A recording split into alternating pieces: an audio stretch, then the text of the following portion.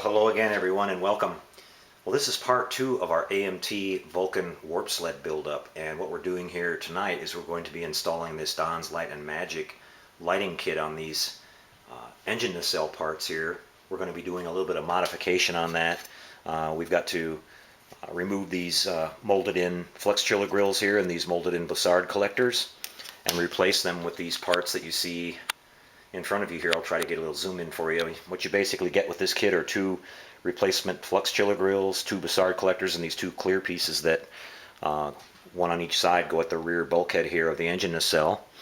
So we have to do a little bit of drilling to make that work, and what I'll be doing here is showing you how we do that. We're going to set up the drill press here in just a second and get to work on that. And just here's a quick look at the instruction sheet for this. Now it's pretty straightforward. They're nice color pictures. They describe step by step what you're supposed to do, and it's pretty straightforward. Like I said, we're just going to drill a series of holes around the perimeter there, and we're going to use a hobby knife to cut the rest of it out, and then we're going to be doing some filing and sanding to get that smoothed out just right so these grills will fit in there nice and flush. So what I'm going to do now is get the drill press set up and we'll go to work on that. Alright, so we're all set up here with the drill press, and we've got the part here in place. We've got the correct drill bit in there, a nice small one. And what I'm going to do now is fire this up and start working my way around and getting this whole flux chiller grill ready to be cut out. Now, I want to mention that you want to run this at pretty slow speed so you don't melt the plastic. That's an important part they mention in the instructions for this. You want to keep your holes fairly even and try to stay as close to the edge as possible. So this RPM that I've got going here is around, it's around 6,000 RPM, so it's pretty slow. Okay, here we go.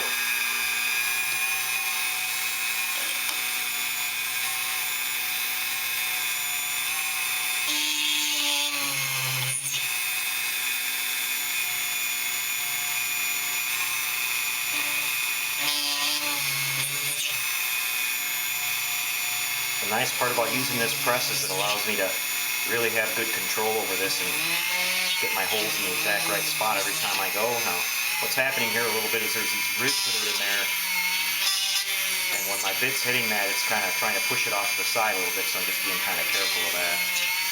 And again, our holes are just going to be fairly close together, but not right on top of each other.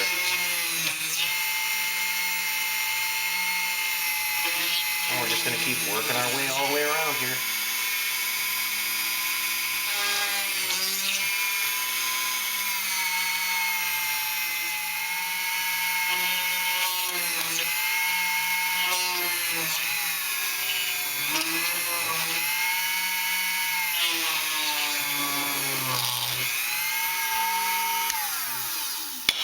Okay, as you can see here, what we've got is we've got a nice little series of holes all the way around the perimeter of this, and what we're going to do next is we're going to cut this out with a hobby knife and get that center part removed. We'll get that one all cleaned up, filed down a little bit, and then we'll start working on the front one there for the Bussard collector, so that's coming out pretty good. Okay, well here we are. We've finished drilling out the holes with the drill press there using the Dremel, and we've got a series of holes all the way around the perimeter here. And I started trying to cut these out with the hobby knife, and I realized that this plastic is really thick, so I'm switching over to my little Dremel Stylus here, and I've got a small bit installed on here, and I'm going to basically use this like a saw and turn it on and start drilling and just work my way across all these holes like this and get it removed that way. It's just too tough to cut that with a regular hobby knife, so here we go. We're going to start knocking this out. This is some pretty thick plastic on this, so you got to be a little bit patient. We're cutting through it pretty nice.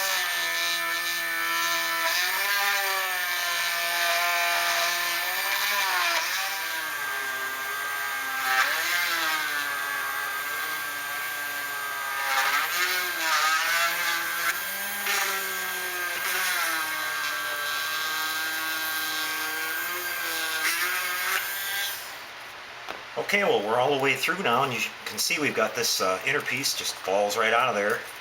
And basically what you have left is kind of a jagged looking mess, but what we're going to do now is come in with a file and some sandpaper and clean all this up and make that nice and smooth, so our grills are going to fit in here really nice, and that'll sit right down in there nice and flush. And after we get that all lined up, we're going to come back and drill out the Bussard collector area here the same way and repeat the process. So things are coming along pretty good. I'll get started now on filing that down, and we'll be making some more progress. Okay, so I'm back now, and I've got my nice flat wide file out, and I'm just going to start working this down. There's a lip that you can see all the way around the edge of this. This part becomes a little bit flimsy also when it's been cut out, so you want to be careful not to break it. But I'm just going to start working my way around this whole thing with this file, knocking this down, and this file will cut this out of here pretty quick. Now when you get close and you're thinking you're getting pretty close to being finished here, you want to keep doing constant test fitting of that so you don't over file this and make the hole too big. It's supposed to, the flux chiller grill is supposed to fit in there fairly tightly, so we want to make sure we don't go too far here. So we're going to be filing away for a little bit here. I'll come back in just a second and show you our progress on that.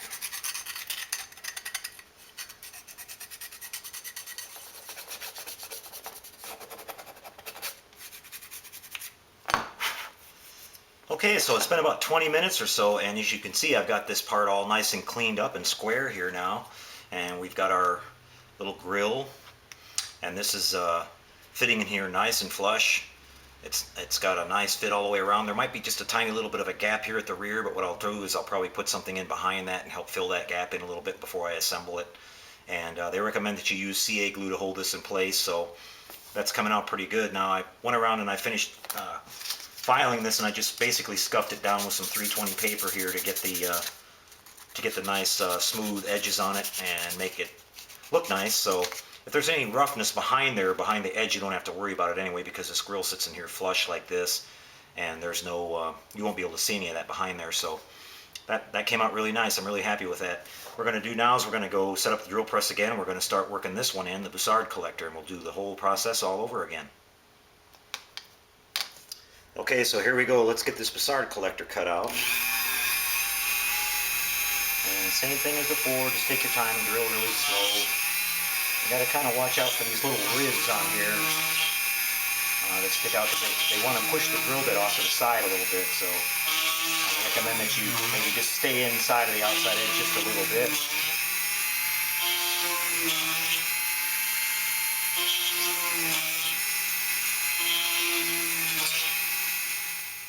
So here we see we have all the holes drilled out around the perimeter of this now, and what I'm going to do is do the same process again and just slowly connect the dots here and just kind of use this drill bit like a saw and just start cutting my way around the edges here and get the basic rough cut out of this thing.